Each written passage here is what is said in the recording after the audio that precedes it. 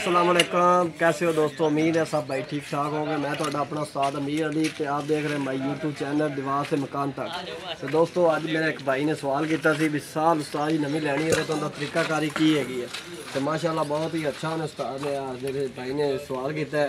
तो अज मैं साल जी ना मेरे को फिलहाल हैगी नवी पुरानी तो इनका मैं दसना तेनों ਉਹਨੂੰ ਵੀ ਇਹ ਸਾਲ ਨਵੀਂ ਲੈਣੀ ਨਾ ਭਾਈਆਂ ਦੁਕਾਨ ਤੇ ਜਾਣਾ ਹੈ ਤੇ ਸਾਲ ਲਵਣ ਤੋਂ ਪਹਿਲੇ ਉਹਨਾਂ ਕੋਲ ਹੁੰਦੀ ਪਨਕਾਰ ਤੁਸੀਂ ਇਹਦੇ 'ਚ ਫੇਰਨੀ ਪਨਕਾਰ ਹੈ ਪੂਰੀ ਫੇਰ ਲੈਣੀ ਪਨਕਾਰ ਦਾ ਕਿਹੜਾ ਨੂੰ ਸਾਈਜ਼ ਦਾ ਪਤਾ ਲੱਗ ਜਾਣਾ। ਉਸ ਤੋਂ ਬਾਅਦ ਤੁਸੀਂ ਇਹ ਜਿਹੜਾ ਸਾਡਾ ਕੈਂਡਾ ਹੈਗਾ ਇਹ ਕੈਂਡੇ ਨੂੰ ਤੁਸੀਂ ਕਿਹੜਾ ਨਾ ਪਨਕਾਰ ਦੇ ਵਿੱਚ ਪੂਰਾ ਕਰ ਲੈਣਾ।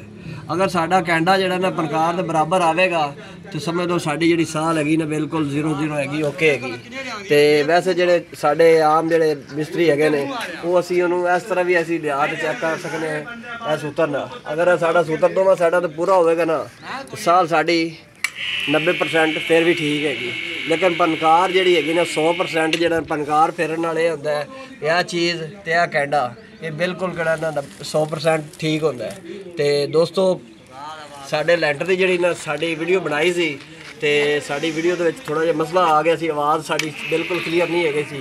तो पहली गल मैं वो माजरत करना तो दूसरा असीं तुहानूं एक होर जरूरी दसना चाहते भी जिहड़े ते की मैं तुहानूं दिखाना चाहां।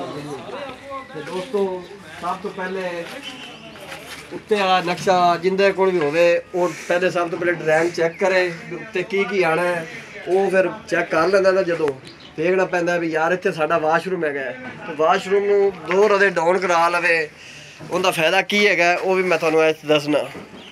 फायदा ये हैगा भी दोस्तों असीं वाशरूम दे विच जिहड़ा पी ट्रैप लाने हैं वो 2 रदे साडा डाउन होवेगा ना साडा जिहड़ा लोड नहीं पवेगा लैंटर दे उत्ते। इहदा फायदा ये हैगा। तो अगर दूसरा किचन बनवाना चाहो उत्ते तो उनका भी फायदा यही है उन्होंने भी 2 रदे तुसीं डाउन करा लो। बाकी इंशाअल्लाह तुसीं साडे काम का व्यू चेक कर सकते हैं। माशाअल्लाह यह साडा काम है लेबर से। बाकी जिन्हें भी साडे काम है विद मटीरियल है असीं इंशाअल्लाह वो किहड़ा असीं काम कर रहे हैं तो इंशाअल्लाह वो भी जिहड़े ना प्रोजैक्ट जिवें जिवें असीं काम करांगे इंशाअल्लाह वो दिखाता जावांगा।